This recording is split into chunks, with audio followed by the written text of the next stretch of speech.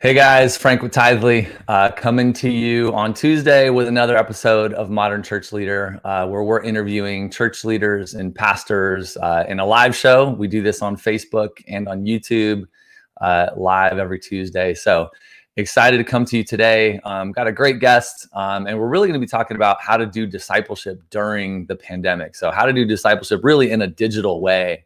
And this particular guest is passionate about that. So super pumped.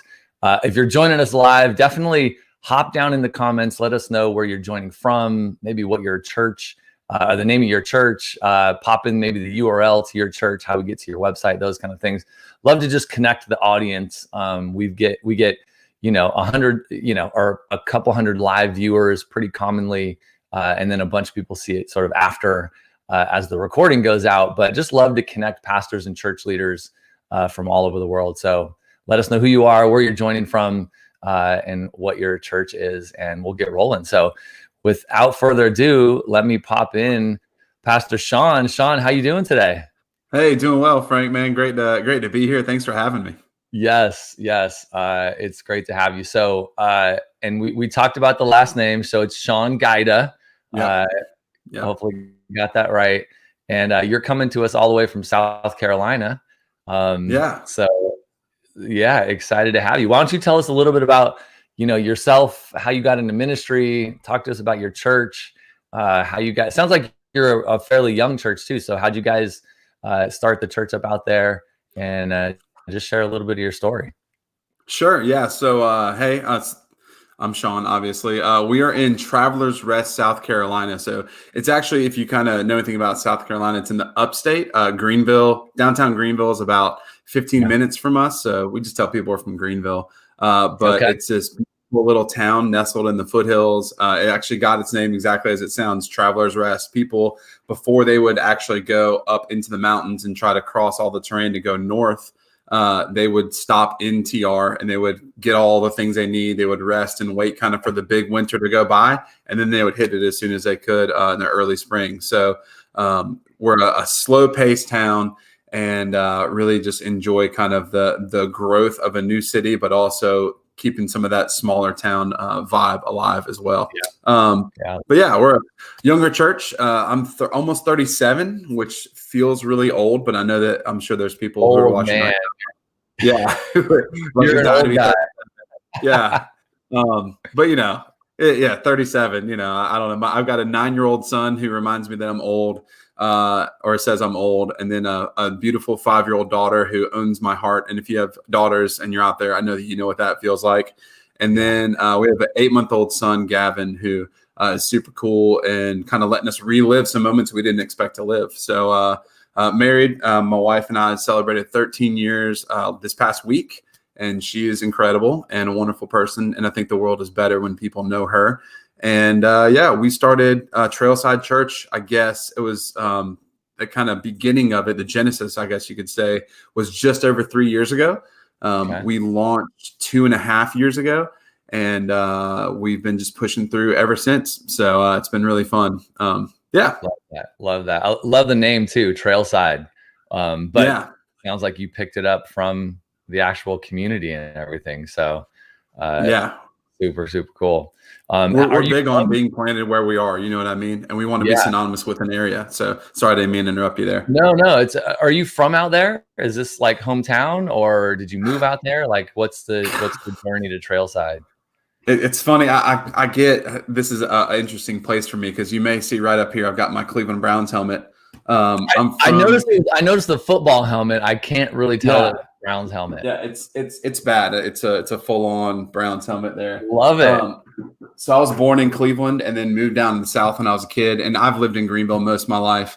But I'm fiercely loyal. I've actually seen or been to every minute of the Browns game since '99. So even when they went 1-31, I watched every game, and I went to 3 total games. So it's so dumb. But But yeah, I grew up 15 minutes from where the church is planted, and Yeah. just love the city, love the town, and really believe in, diving into the community that you're in, not necessarily just trying to be another church. We have a few churches in the South. I don't know if you're aware of that, Frank, but A couple. Yeah, I've heard of that. yeah, I mean, I'm all the way out in Southern California, so I don't really know much, but I've heard there's a yeah, there's a couple here. So yeah, we just want to be a church that is about our community, and not that isn't just another church that kind of exists, because there's already 9 million of them. And if we're not affecting the community and people's lives, then, we should just go join another church and be a big boon to another church that's out here. So. Right. Yeah, very cool. So are you pumped that football started? Yeah, pumped is a word. Random. So the interesting story about football, not that this show is about football, but since football just started, I have 3 boys. They're all 8. I have triplet boys, and they haven't been super into sports, but they're only 8 and not a big deal. But I kind of grew up pretty sporty. But this season, like, one of my boys is actually pretty interested in football, and the Rams. It was like the Rams game. I forget who they were playing, but it was like the Rams game, the other day, and he couldn't go to bed until he knew the final score. Like, he had to know. He watched the whole game. He watched more of it than I watched, right? Because, like, we're doing stuff all day long and running around or whatever. But I just think it's pretty cool. Like, I'm a pretty pumped dad right now, because one of my kids is like, yeah, I kind of like the football thing. So, like, yay. And this is how bad it is. I watched the Rams game and I can't remember. I think the Rams, I forget too. Anyways, not that obsessed, but more pumped that one of my kids is like, cool. And we got the football. We're like throwing it around. It's a proud dad moment. Yeah. So, anyways, we were talking kind of, in getting ready for the show, and you made this statement. It says the real crux of church growth is discipleship, and discipleship has to happen every other day of the week, meaning it's not just about Sundays. So talk to me a little bit about why that statement. Like, what are your feelings about discipleship and, church not being all about Sundays? And maybe we'll kind of dig into kind of doing discipleship during a pandemic, doing discipleship in a virtual sense, but just spinning out of your heart for, like, doing discipleship. Sure. Yeah. So I think, I know COVID's been the kind of hot button, obviously, for months and months and months. And one of the things that we've heard a lot about and we've seen a lot of, that people have almost made it to sound like it's a bad thing, but I'm going to probably pull some silver lining in here. And I'm not saying COVID is good by any stretch, but I think what it's done is it's pulled a lot of the cultural Christianity out of people. And so it's demonstrated folks who came and church was important because it was important to them and because their relationship with the Lord is alive and valuable. And it's also kind of allowed people who maybe came culturally to church because they've always been church people, or their parents came to church, or they grew up in a city that they live in where the church is. It's allowed them this kind of free pass to not involve and not engage in the church as much. And so what we've seen and what I've kind of had some acknowledgement in is that the people who have engaged and have continued to give and to serve and to want to be in community are people who have a heavy discipleship kind of group around them, or people around them, or value it. And we're doing it with, about discipling others as well. Right. And the more I've seen of I'm kind of in the middle of a generation, but I've got a brother who's 11 years older than me. And so kind of his age bracket, more of that generation is, they were big on the show and the production and the being, really excited about what they saw. And when that was taken away and there wasn't discipleship behind it, it became easy for people to kind of just take a break from church. Right. And I think that doesn't happen when there's discipleship that happens, because we can't have Sunday be our Super Bowl. If we have a field of dreams mentality as pastors of, if they build it, they will then, or if you build it, they will come. Like, if that's the way that we do this thing, then it's the same problem we're going to have at the gym, where there's always someone bigger, stronger, and better than you, where there's always going to be a church that can do it better than you. And that is not at all what the call of Jesus was about. Like, when I go look at Matthew 28, when you go look at even the Jesus doing the bread and the fish and feeding 5,000 people, like he blesses it, but he gives it to the disciples to give to the people. Like there's a level of empowerment and equipping that goes with that. And so I think that's a really important thing for us to carry in this. Yeah. It's interesting, just as a little bit of a tangent, right? Like every church had to go online, whether you were doing it or not pandemic, but you had to go online. And the churches that are really good at doing church online are the churches that have been doing it for a long time. They're usually bigger. They've got big media production kind of teams. They have a lot of resources. Like they've been at this for a while. And every other church, right? That's like, that, I don't know, that's 1,000 churches or less in a sense, right? Like, but there's 319,000 other churches that are smaller, and most churches in the US are 100, 150 people. But they're trying to kind of compete with doing church online like the big guys. And it's interesting, and it's tough, I think, for church leaders. So like, what has it been like for you in that sense? Like you're doing church online, you can go look at, the Hillsongs or the Elevations or the, pick a big one, right? And they have these amazing productions, but you're a smaller church trying to pull it off. So how have you gone about doing church online in a way that is best for your community, your church, and even in this, sense of like, it's all about really discipleship and not the production of church? Yeah. I mean, and Frank, we felt that weight so heavy too. I mean, we have pre-COVID, we're 150 people who would be here on a Sunday, including kids and everything. And, we're nestled in between Charlotte and Atlanta. And so we have Elevation Church from Charlotte. And then we have New Spring, which is a huge church that's in Anderson, just down 85 from us. And so we felt a lot of that kind of, what are we going to do? Because we knew people could go and watch an Elevation or a New Spring and get a better quality experience sitting at home with their pajamas, right? Yeah. So what we did and what worked for us decently well is that we actually started microchurches. We had a few people in the community, in our communities, in our leadership that said, hey, I'll invite people to my home and we can pop on and watch it together. And so it was just the sermon. We didn't have any music because, we just couldn't keep up with that. And honestly, we told our people, hey, if you've got Spotify or YouTube, go watch a couple of Hillsong songs and experience that and use that in a worshipful way. Like let's be the big C church that uses what we have together to honor Jesus and to worship him well. And so they would do micro churches and watch the sermon. And then we did a Facebook Live.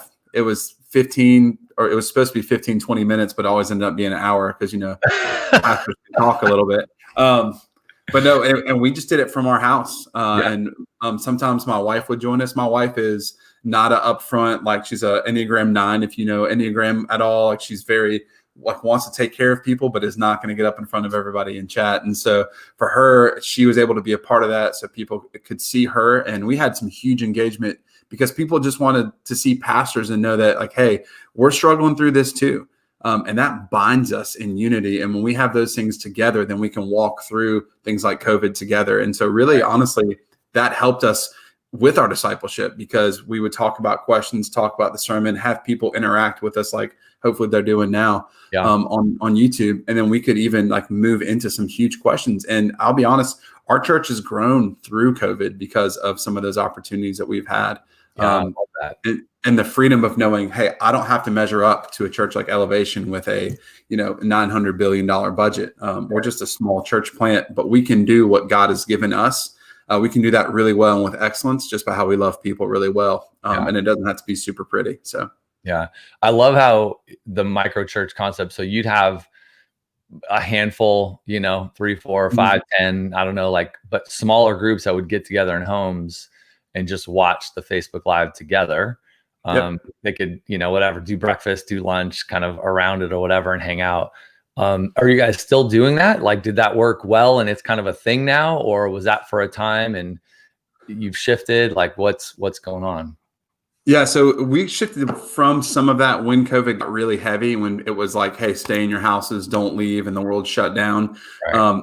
so what we did was we utilized those folks who were leading those micro church gatherings to then reach out to the people who are coming to their house and make sure, like, have some conversation there.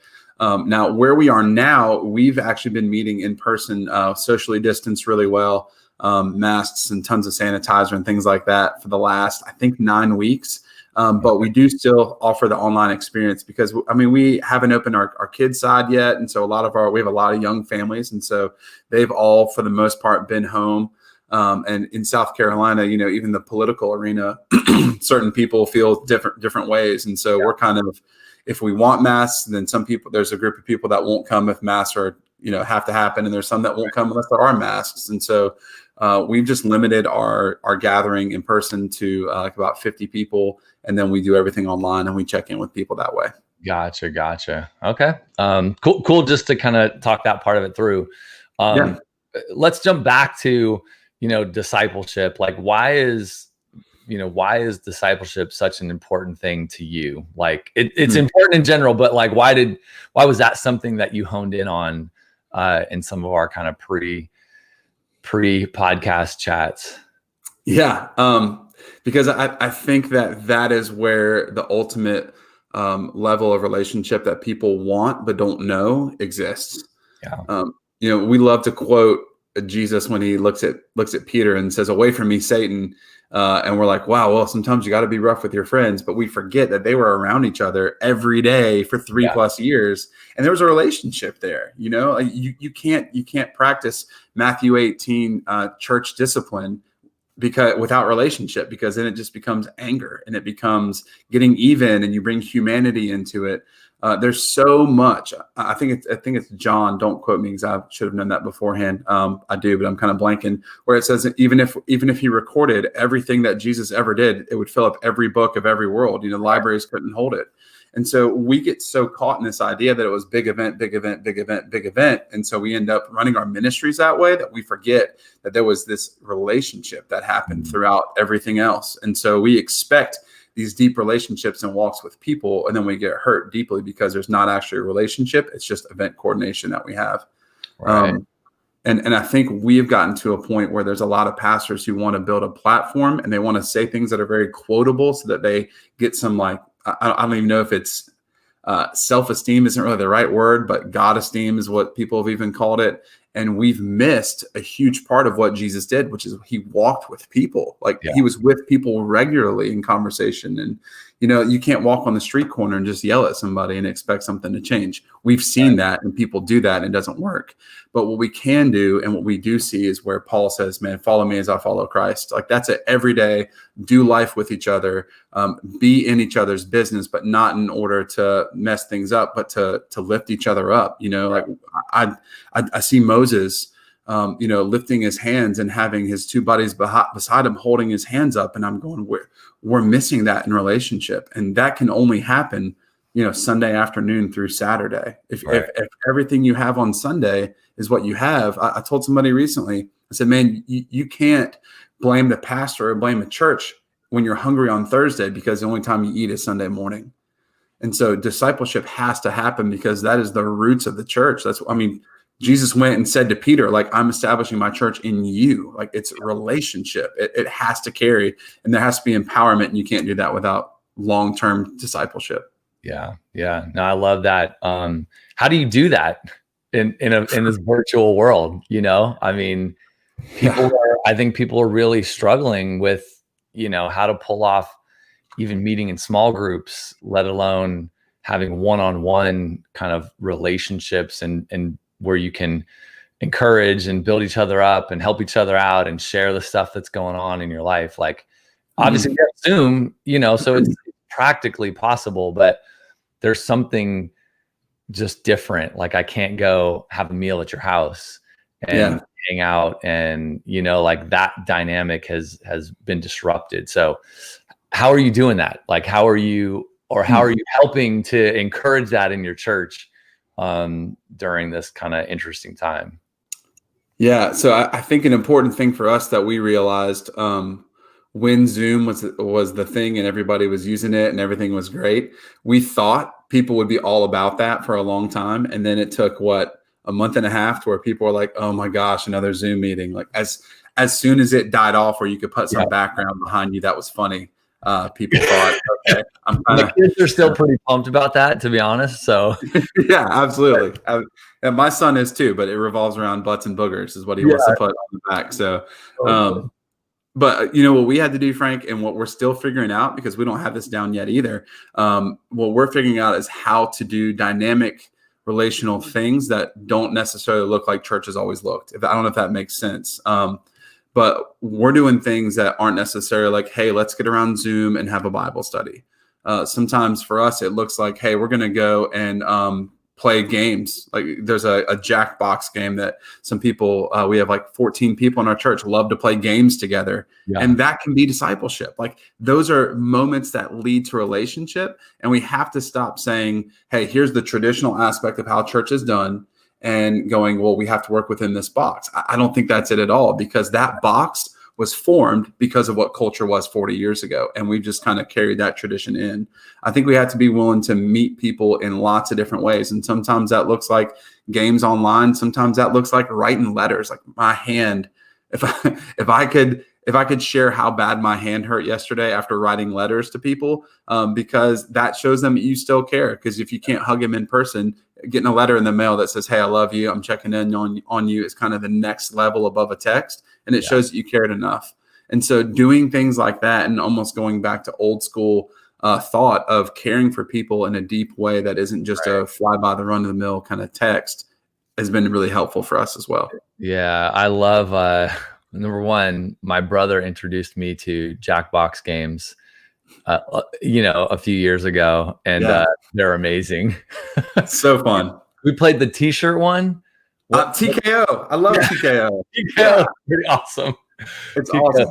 TKO is a pretty awesome game. And then what's the other one? Oh man, I forget the name of it. It's like the murder mystery one or something like that. Murder mystery trivia. Is that what? Okay, yeah. So anyways, super That's fun. How we end our nights is with that one. And you can play them online. Like you can play them in that kind of virtual environment. It's a little tricky, but that's cool. And I love personal notes.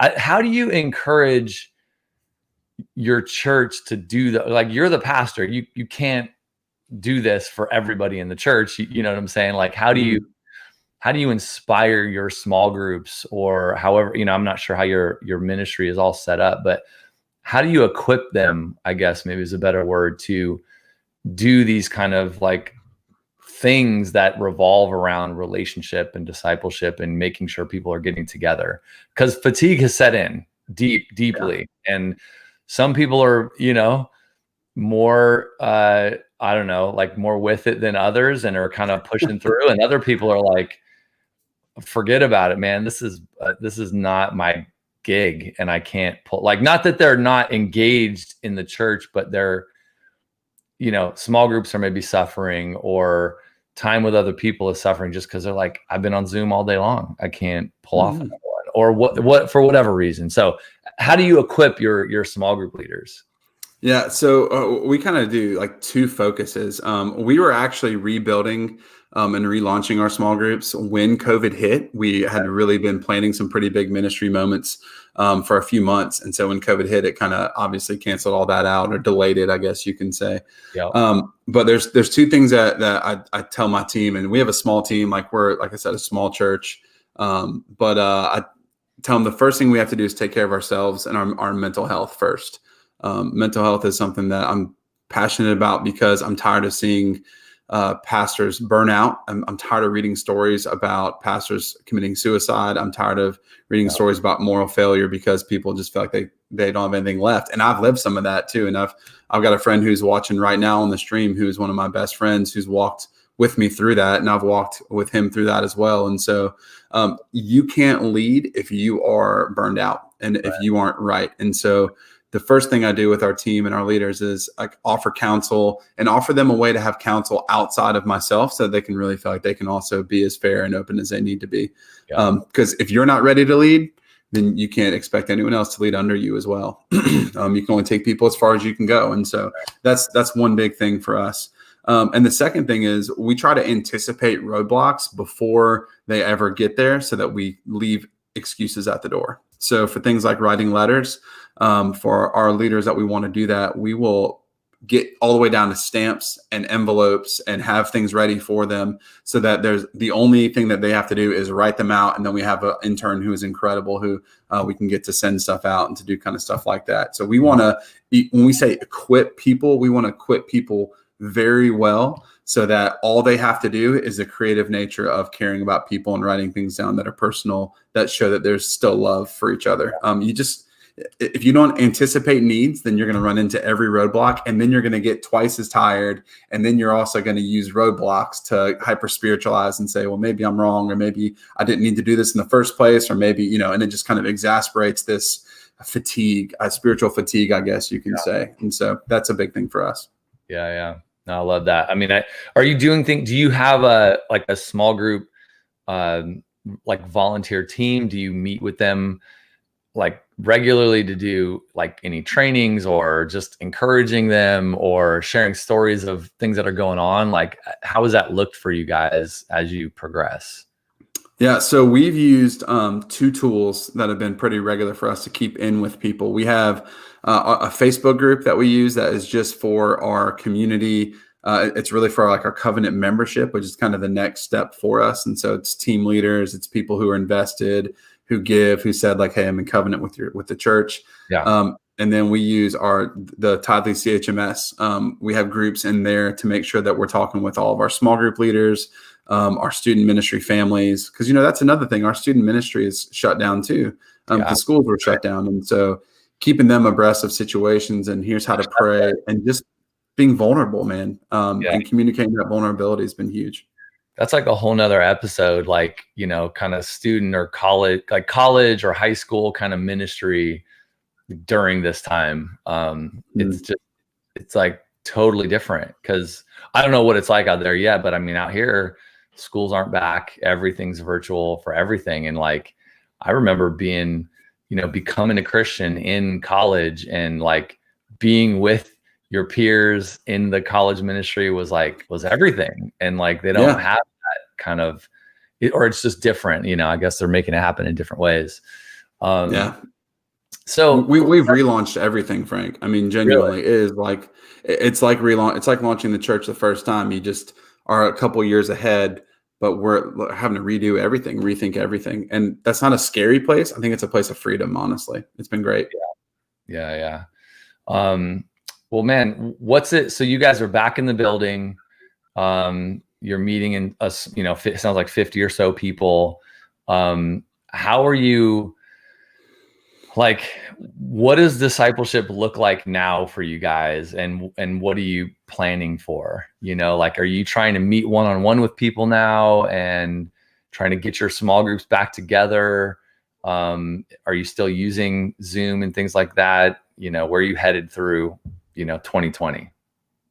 Yeah, so we're about to launch our next semester of small groups. Community groups is what we call them. And we have, and we actually, one thing I think we've done well is we have taken traditional ideas of what group had to be and kind of gotten rid of it and said, hey, let's be as creative as possible. So we have a few groups that are meeting over Zoom. We have one group that's actually just meeting outside in a shelter because they can separate and distance. And we have one group that's meeting, or two groups that are meeting very traditionally, like in a home. It's more of our people who aren't quite as scared of COVID. I don't know. Is that a good way to say that in code, I guess?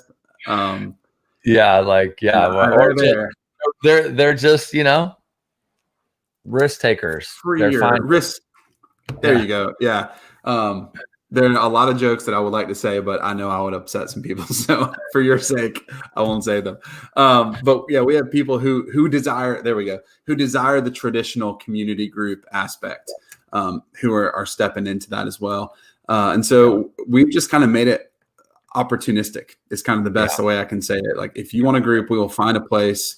And we have leaders who are people who, like, some people want to sit at home and Zoom. Some people don't. Some people want to go on the golf course. And so, hey, if you can have a discussion with three other guys about the Lord and about Jesus sitting on a golf course, do it. I'm Jesus preached wherever he happened to be, wherever people were. And so if you want to go golf with 3 guys and one and the other 2 you kind of know, and you want to lead them and disciple them, bro, there's nothing more disciplable than a guy who hits 6 bad shots in a row out of the sand. You know what I mean? Like, he's ready to go. So he needs some coaching.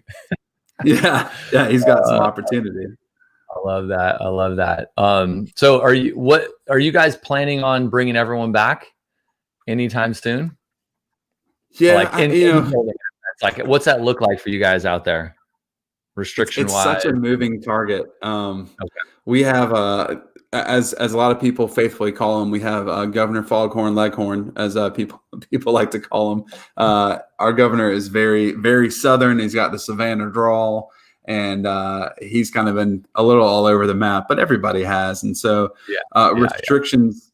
Yeah, and restrictions in South Carolina aren't as hardcore as some of the big cities because we're very sprawled out. Like, our biggest city in South Carolina is Greenville, and it's pretty laid out. So our goal right now, our kind of moving target, is for Christmas 2020 to be the big, like, okay, now let's get back on it. But before that, it was when school started, and so we have a plan of how we want to have our teams. Of the people that will be involved, and kind of what church will look like with full serve teams back. That's what our volunteers are, serve teams. And so we've kind of just held that and communicated with our teams, hey, this is kind of our goal. And we have that as kind of our target with this progressive climb up to it. But we're also being very careful with the wisdom of, CDC and DHEC.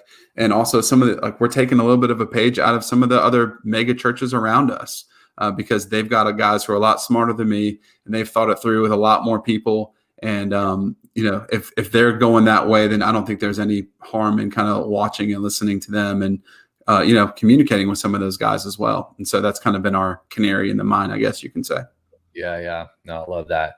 Well, man, this has been great. For all of you guys who are watching live, definitely make sure to send some love to Pastor Shawn. If you have any questions too for him, just pop them in the chat. We'll make sure that we kind of pop back in even after the show. But Shawn, where can folks go to find out a little bit about you guys, your church? Where can they watch some of your online stuff? Sure. Yeah. You can go to, it's just www.trailside.church. That throws people off. Typically I'll say that in like church.com or .org, and it's just trailside.church. Church. You're one of the hip ones that got the .church domain. Frank, I don't want to say that I'm super cool, but no. But yeah, you can check us out there. We have Facebook, Instagram. If you follow me on Twitter, I would love it's SEA at what's I think on the screen there. You can follow me. That's just my handle. I want to warn you, it's a good mix of like a few things Jesus said, and then typically me responding and reacting to Baker Mayfield. So that's going to be kind of where that goes on Twitter. So it's not always great, but no, Facebook is Trailside Church. And then our website, which is built by Tithely, which I can only highly recommend to you, is available as well. 2 Tithely plugs in one show, and I didn't even lead you into any of them. So this is not alone. Yeah, it's been great. Now I need to get on that messaging thing. I got to get time to figure that whole thing out. But yeah, it's all available there. All of our sermons are on podcasts as well, Spotify, Apple, Google, all the places. And we're actually getting ready to release something called Trailside Conversations, where we have conversations with different leaders within our community and outside of our community. I'm actually doing with a friend who's a pastor in Seattle really soon, and kind of how the whole fires and everything, COVID has affected them. So be on the lookout for that. The fires have been pretty crazy out here. Well, Shawn, this has been great. Thanks for your time today. Yeah. Hey, thanks for having me. And man, appreciate you guys, and looking forward to the future. Yeah, 100%. Thanks, guys, for joining us live. If you're catching the recording, again, let us know where you're from. Let us know you're watching. And I've been forgetting to say this, but every week we've been giving away a pair of AirPods, Apple AirPods. So they're brilliant. I use them all the time. Shawn, do you have some of these? I have the old ones. I've been here almost every week trying to get in on that, and I always lose. I watched the thing 2 weeks ago where you gave away MacBooks, and I lost that. And so, hey. I'm gonna keep coming though. I'm gonna keep coming. So get ready. I do not. I have zero. This is like luck of the draw. It's fully legit. But I think there's somebody named Andy behind the scenes that's working that out. So you got to find your way to him. Andy. But yeah, Andy's back there. But definitely check out the newsletters where we announce the winners. So if you're wondering how to know if you won, make sure you're getting the newsletter and checking it out there. It usually comes out Thursdays, I think. So anyways, guys, appreciate you. We'll see you next week. Shawn, thanks for coming on. And everybody have a great week. Thanks for having me.